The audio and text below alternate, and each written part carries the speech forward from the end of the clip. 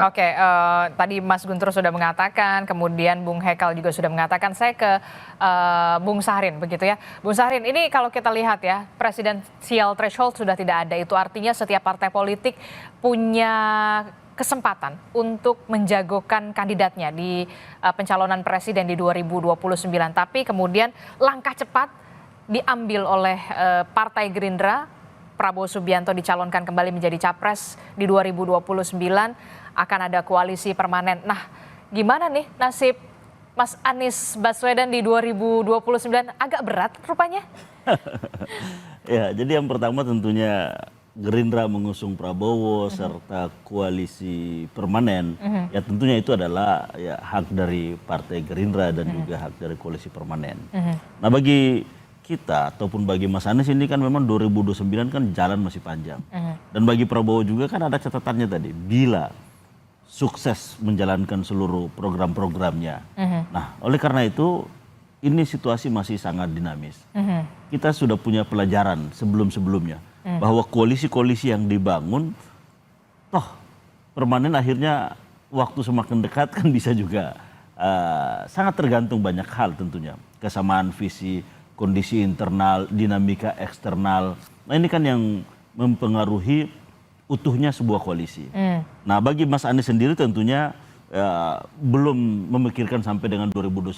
Yang terpenting saat ini adalah bagaimana berkontribusi dari sisi gagasan, dari sisi partisipasi, memberikan alternatif-alternatif dari kebijakan-kebijakan yang ada. Nah ini adalah sesuatu yang penting untuk melihat sejauh mana rakyat justru melihat apa yang sedang ataupun menjadi tindakan polisi dari pemerintah berdampak langsung terhadap rakyat. Nah, kondisi ini untuk menilai sesuatu itu ataupun masuk dalam panggung 2029, nah ini masih cukup jauh. Masih jauh untuk itu. Jauh. Tapi kalau dengan pernyataan Anda meyakini akan ada dinamika, tampaknya koalisi tidak begitu permanen atau gimana? Kalau kita lihat sebelum-sebelumnya kan gitu, ada yang sudah tanda tangan bersama, sudah membangun koalisi bersama, tapi itu ternyata buyar. Ketika ada hal yang belum cocok, ya tentunya masing-masing memiliki jalan sendiri-sendiri.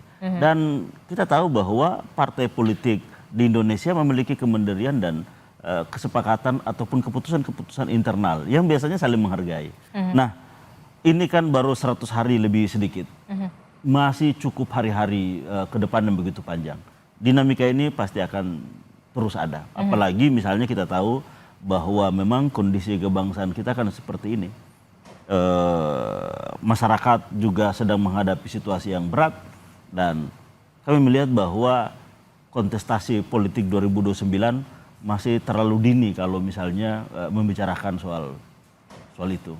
Kontestasi 2029 masih dini untuk membicarakan hal itu sampai ke pencalonan presiden. Betul. Tapi kemudian kita tahu nama Anies Baswedan kan di sejumlah daerah di Jakarta khususnya juga kan punya ininya sendiri ya, anak aba dan segala macamnya begitu Kak. Apakah kemudian yang jadi pertanyaan kita semua, kapan sih sebenarnya seorang Anies Baswedan akan mendirikan partai politik begitu ya untuk bisa nanti di 2029 begitu ya untuk menjadi alternatif dari kandidat-kandidat yang sudah ada begitu, salah satunya adalah Pak Prabowo Subianto yang kemudian sudah diusung oleh Partai Gerindra. Ya, tentunya bagi Anies sendiri kita sudah juga punya pelajaran yang banyak. Yang artinya lalu. Bahwa kebutuhan partai politik dan juga Anies Baswedan, nah ini memang kebutuhan yang kita lihat penting. Nah oleh karena itu ya semua ini kan punya tahapan-tahapan, ada fase-fasenya. Bahwa ada modal dasar kerelawanan yang selama ini terbangun dari Pilgub 2017, Pilpres kemarin 2024 dan bahkan yang baru-baru ini Pilkada, ini kan semua adalah modal dasar yang dimiliki, yang memiliki afiliasi dan dukungan kepada Anies Baswedan. Nah apakah ini nanti akan menjadi partai politik? Nah ini kita juga masih mempertimbangkan itu.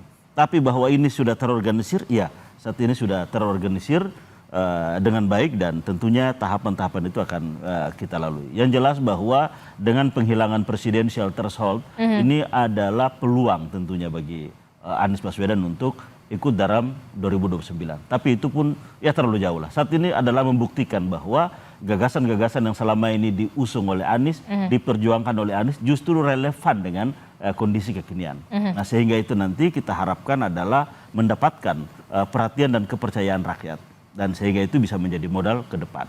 Namun yang kedua, bahwa kita tahu Prabowo juga saat ini sedang membangun persatuan nasional, yaitu bersatunya seluruh kekuatan politik untuk bagaimana melakukan percepatan pencapaian tujuan nasional. Nah, dalam kerangka itu ya kita melihat bahwa Anies Baswedan juga menjadi potensi bagian dari itu juga. Artinya bahwa kondisi saat ini ketika pemerintah melakukan itu dalam konteks apa yang dilihat oleh rakyat itu baik, ya tentunya ini didukung.